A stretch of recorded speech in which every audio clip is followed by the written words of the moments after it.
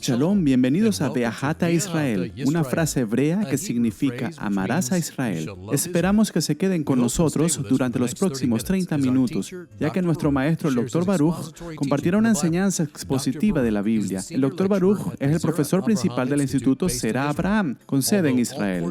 Aunque todos los cursos en el instituto se imparten en hebreo, el Dr. Baruch se complace en compartir este video semanal en español. Para obtener más información, por favor, visite la página loveisrael.org.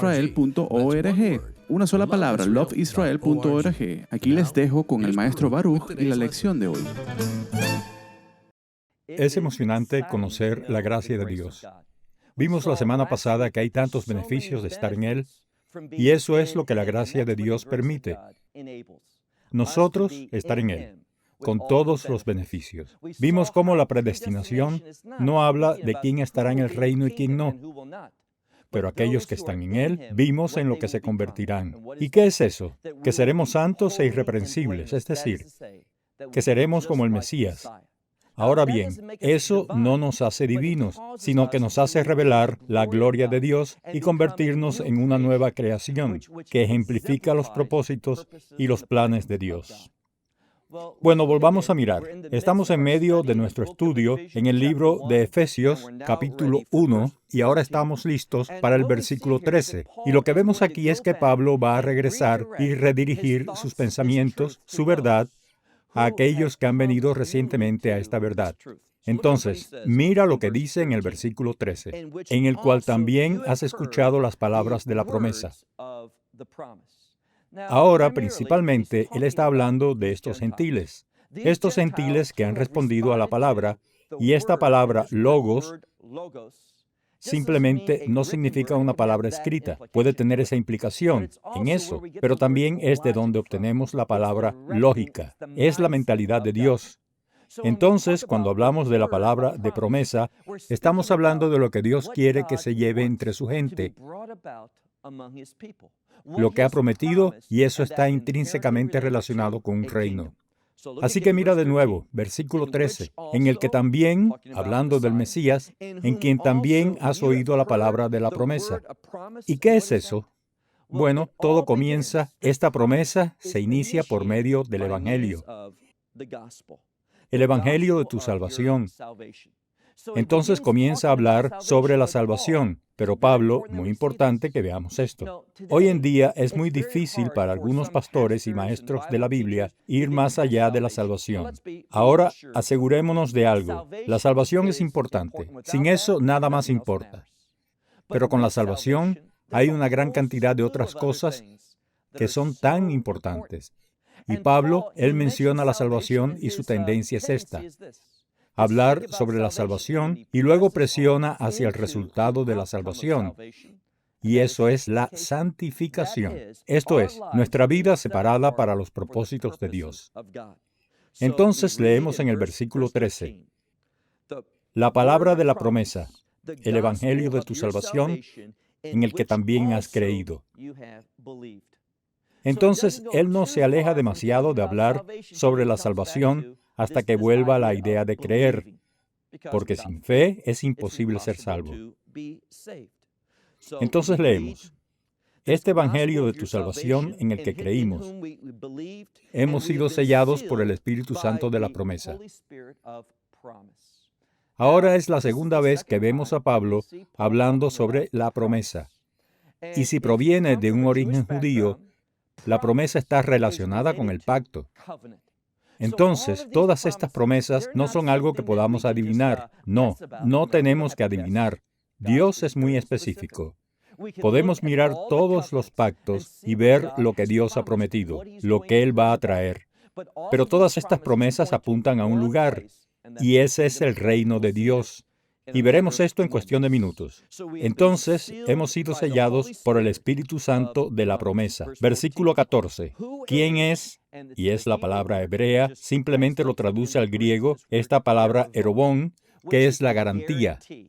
Ahora, ¿recuerdas que hace unas semanas estábamos hablando de Jonás y lo que compartió con la gente de Nínive? Como mencionó, el juicio sin ninguna promesa de escapar de eso. Y sin embargo, nunca buscaron, miraron, esperaron la gracia de Dios. Bueno, esa no es nuestra situación, porque el mensaje de Dios aquí es una promesa en la que se le ha agregado una promesa que Él garantiza. ¿Cuál es la garantía? Mejor aún, deberíamos decir, ¿quién es la garantía? Y es el Espíritu Santo. Él garantiza las promesas de Dios. ¿Quién es? Y está en lo masculino aquí. ¿Quién es la garantía de nuestra herencia? Y luego dice, para la redención. Ahora, ¿por qué lo menciona? De nuevo, esta es la segunda vez. Él habla acerca de la redención. ¿Qué aprendimos sobre la redención antes? La redención tiene que ver con convertirse en posesión de Dios. Dios se vuelve responsable. Él nos posee. Y eso es lo que Él quiere que comprendamos. La propiedad de Dios sobre nosotros está garantizada si tenemos el Espíritu Santo en nuestra vida. Y Él, el Espíritu Santo, es resultado de la salvación. Entonces, ¿por qué es tan importante esta redención? Porque me convierto por la compra. Hablamos de eso, por la sangre del Mesías en la posesión de Dios. Y por lo tanto, lo soy. Y muchas personas evitan esto, pero es verdad. Estoy eternamente seguro. ¿Por qué? Dios me posee. Y Él promete una vez que se hace el pacto. Él promete nunca dejarme o abandonarme. Y a lo que podríamos recurrir es en el libro de Romanos, donde Pablo dice que esta seguridad se ve en la fidelidad de Dios a su pacto con Israel. Ahora, individualmente, aquellos que realmente no aceptaron ese pacto, aquellos que no ejercieron esa fe, se perdieron. Pero Israel como un cuerpo va a ser salvado. Y de la misma manera que Israel, esas promesas se realizarán.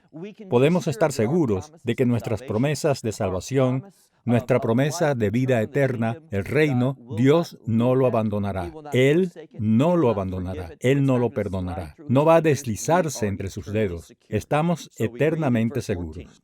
Entonces leemos en el versículo 14, que es la garantía, el Espíritu Santo de nuestra herencia para la redención. Y luego usa ese término, uno diferente, pero significa lo mismo. Esta posesión, esta adquisición para la alabanza de su gloria.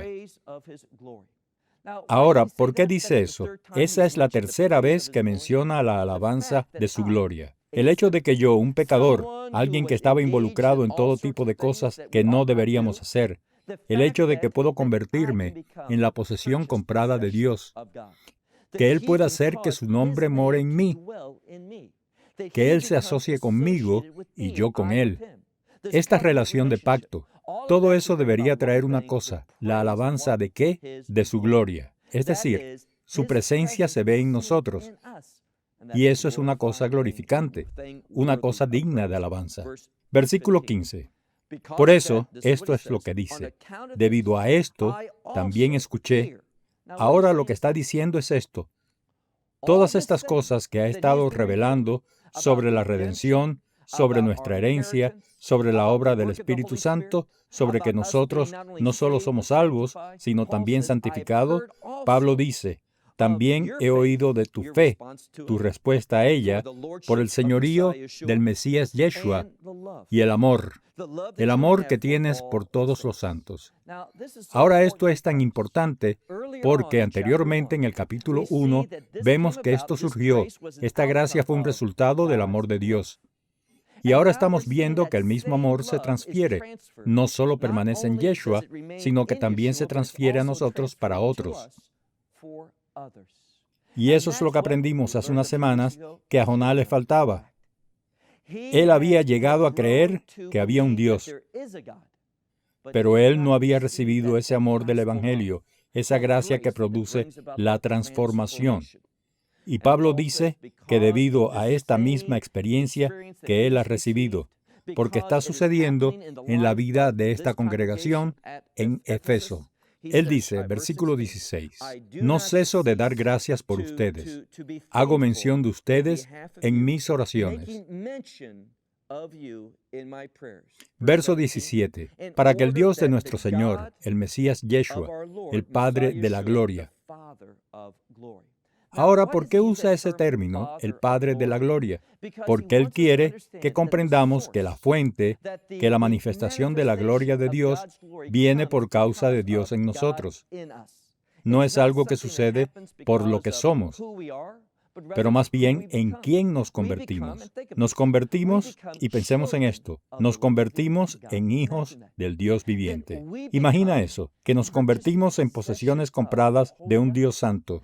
Y Él dice, por eso, mira el versículo 17, para que el Dios de nuestro Señor Mesías Yeshua, el Padre de la gloria,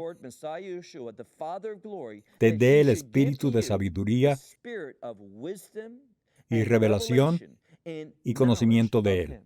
Ahora, esta es la segunda vez que Pablo menciona en este primer capítulo esta sabiduría y esta comprensión, o usa una palabra diferente aquí, revelación. Y es solo para subrayar lo que ya hemos aprendido.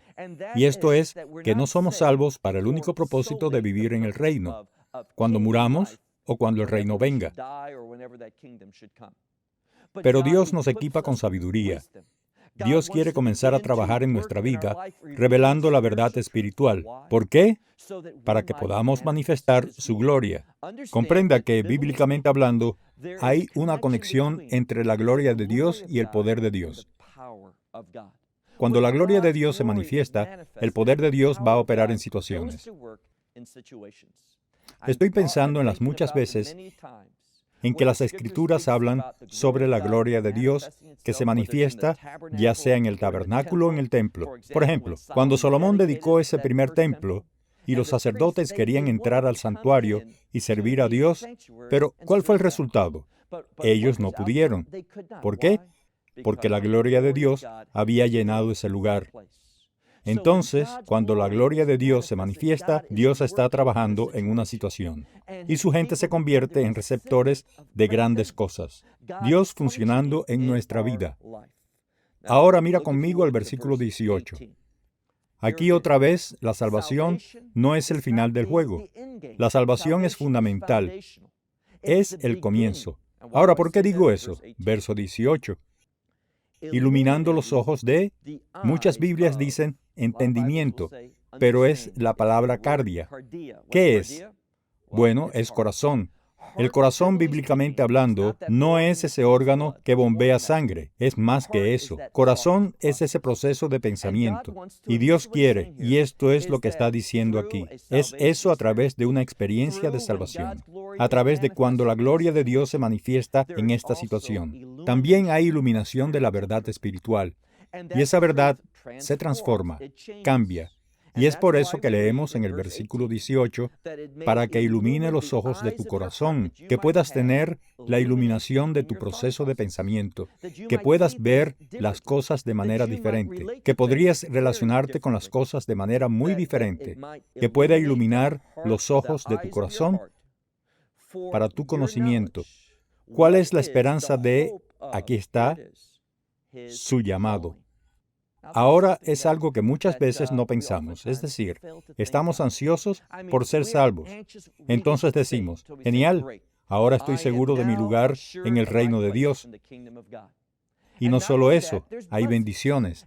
Y comenzamos a pensar en Dios bendiciéndonos, que ahora podemos orar de una manera efectiva, que Dios escucha, sin duda, nuestras oraciones. Recuerda esa palabra, oye, Dios. Él puede escuchar de cualquiera las oraciones, Él puede responder a cualquiera sus oraciones, pero para el creyente, nuestra vida de oración está en una mejor posición, porque Dios no tiene que escuchar eso como respuesta a la oración no regenerada. Dios puede ignorar eso. ¿Puede Él oírlo? Sí, pero Él no tiene que responder.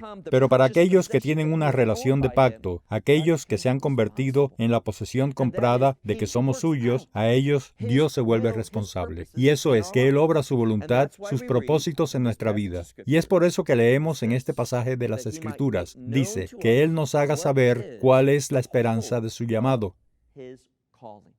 Ahora, ¿con qué dije que estaba relacionada la esperanza bíblicamente hablando? Promesa. Y la palabra que muchas veces olvidamos es la palabra llamado. Una y otra vez en este pasaje de las Escrituras, Pablo no está mirando la salvación como una realidad futura. Algunos esperan que abandonemos este mundo cuando sea y entremos al reino. No es así como Pablo enfatiza. Pablo enfatiza que uno de los resultados de la salvación es recibir un llamado en nuestra vida. Y note la terminología que usa en este versículo. Él dice, ¿qué es lo que Dios podría dar a conocer? Medio del versículo 18. ¿Cuál es la esperanza de su llamado? Esperanza, promesa. A menos que lo que Él está tratando de enseñarnos es esto, a menos que camine en obediencia a su llamado a mi vida, no voy a experimentar esa promesa. Realmente no estoy en una posición de esperanza, porque estas promesas aseguran que la esperanza está enraizada en su llamado, en la vida de un creyente. Verso 18 en el medio. ¿Y cuál es la abundancia? ¿Cuál es la riqueza, que es realmente lo que es la palabra plutos? ¿Cuál es la riqueza de su gloria, de la herencia? Su herencia, ¿entre quién? Entre los santos. Entonces, ¿por qué ahora él habla de herencia? Comprenda cómo las Escrituras trabajan juntas. Él está hablando antes, en el mismo versículo, sobre este llamado que tenemos. Una llamada que si lo seguimos, vamos a ser receptores de su promesa. Y esas promesas son donde, en última instancia, su medida total está en el reino. Y es por eso que habla de herencia. Porque en última instancia nuestra herencia no está en este mundo, ni de este mundo. De hecho, vamos a ver que en el próximo capítulo, aquellos que están en Él, aquellos que han sido apartados, aquellos que están caminando en su llamado, esos serán vistos como desconocidos, extranjeros y peregrinos en este mundo, porque nuestro corazón, ¿dónde estamos? Veremos en el tercer capítulo que estamos sentados en los cielos entre los lugares celestiales. Ahí es donde están nuestros pensamientos. Y es por eso que dice, versículo 19, ¿y cuál es la supereminente grandeza? Esa palabra, supereminente, significa arrojarse más allá de lo que uno es capaz de hacer. Esa superación de la grandeza de su poder para nosotros. No te pierdas eso.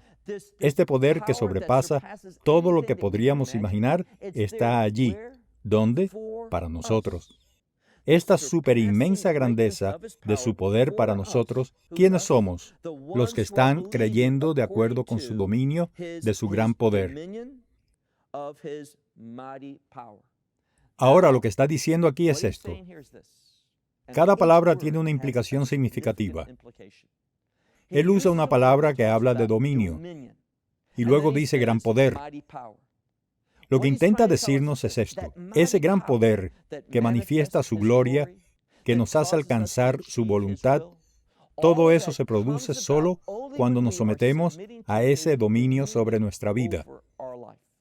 Es solo entonces que estas cosas se vuelven realidad. ¿Por qué? Porque es cuando estamos caminando en Él. Y recuerda, todas estas cosas son condicionales. Ahora no estamos hablando de la salvación. La salvación, una vez que se recibe, es garantía.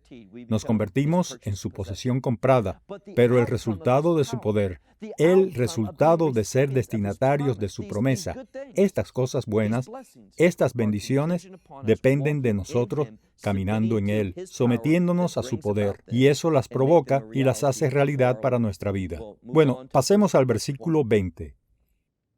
¿En quien qué? Aquí dice, en quien operaron en el Mesías.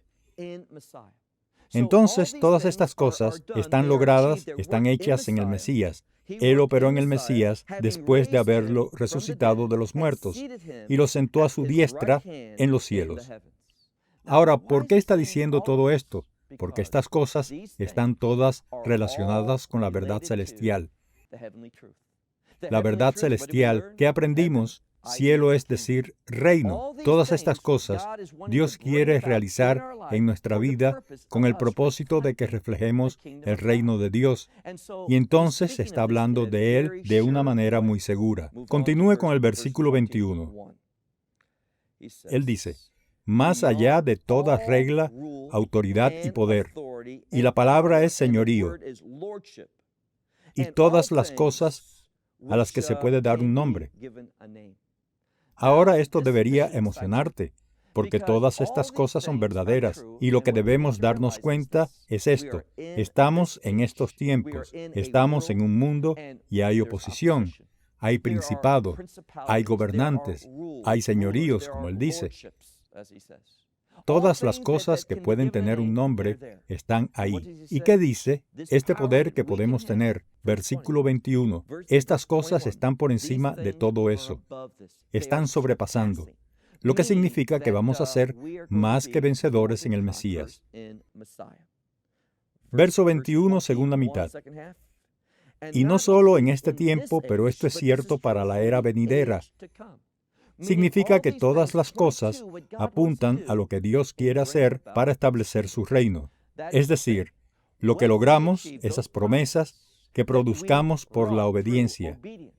Ellos van a estar ¿dónde? El resultado de ellas. Las implicaciones no son solo estarán en esta era solamente, sino también en la era por venir. Verso 22. ¿Y qué va a hacer Él? Bueno, miren el versículo 22 que Él está enseñando. Él está dando un ejemplo de lo que quiere que nos demos cuenta. Porque todas las cosas, Él dice, que todas las cosas Él las someterá bajo sus pies. Ahora, bajo sus pies es una expresión en la cultura hebrea.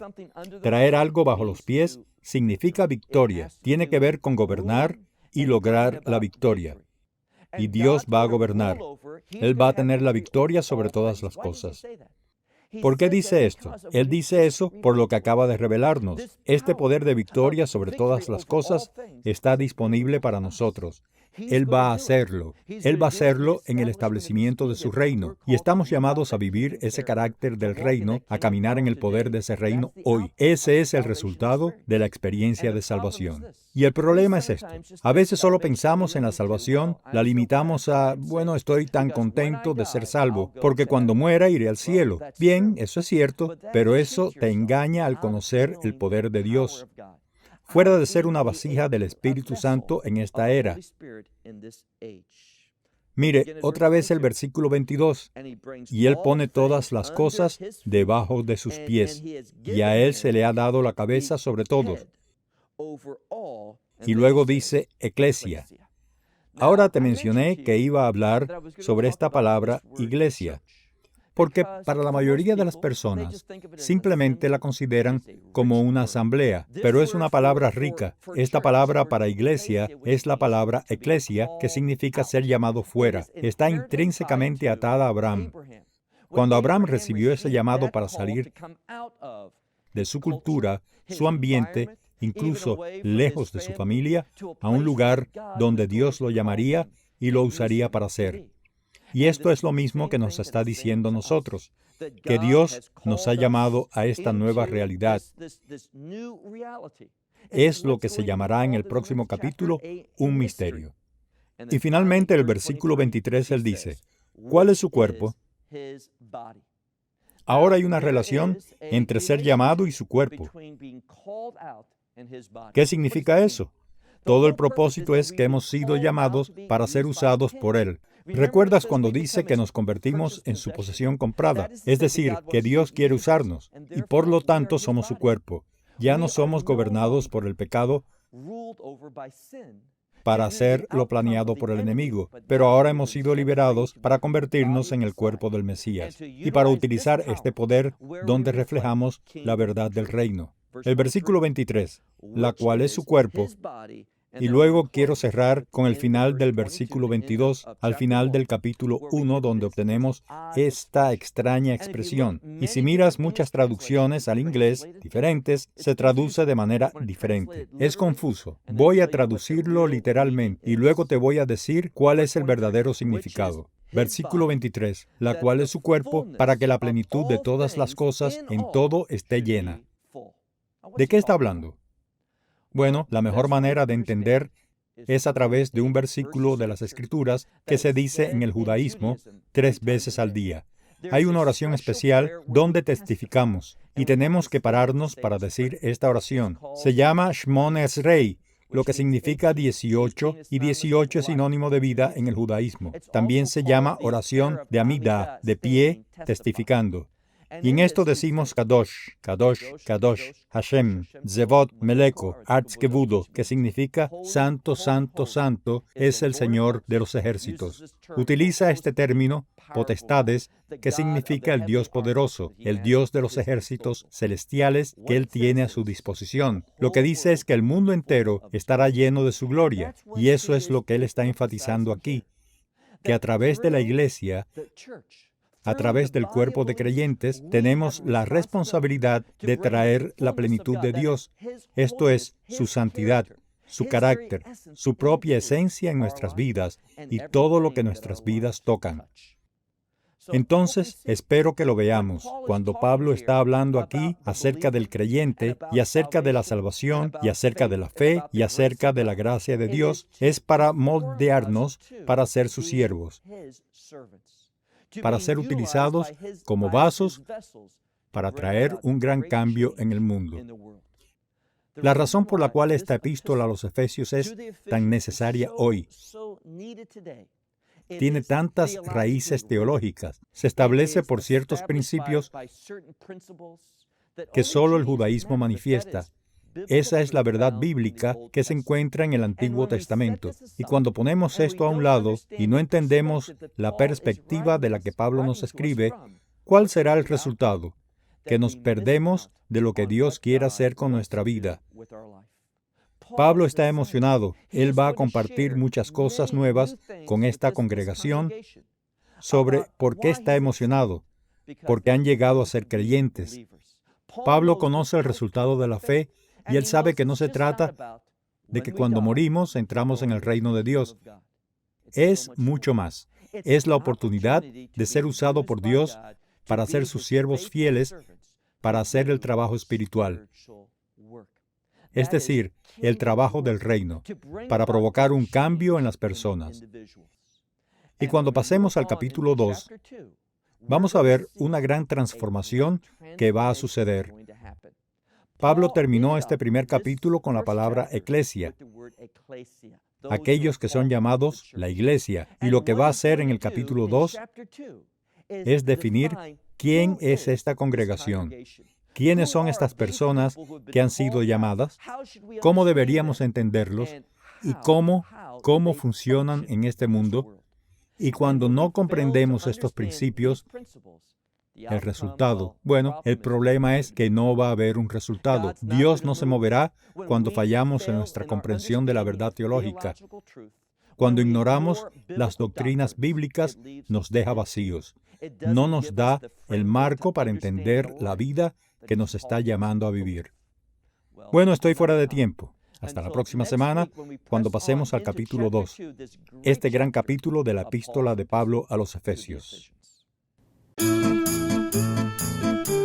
Esperamos que se haya beneficiado del mensaje del día de hoy y lo comparta con otras personas. Por favor, únase a nosotros cada semana a esta hora en este canal. Para mayor información, visítenos en la página web loveisrael.org. Allí encontrará artículos y numerosas conferencias realizadas por Baruch, enseñanzas en forma de video que pueden ser descargadas o vistas online. Hasta la próxima semana. Que el Señor les bendiga en el nombre del Mesías Yeshua, que es Jesús. Shalom desde Israel.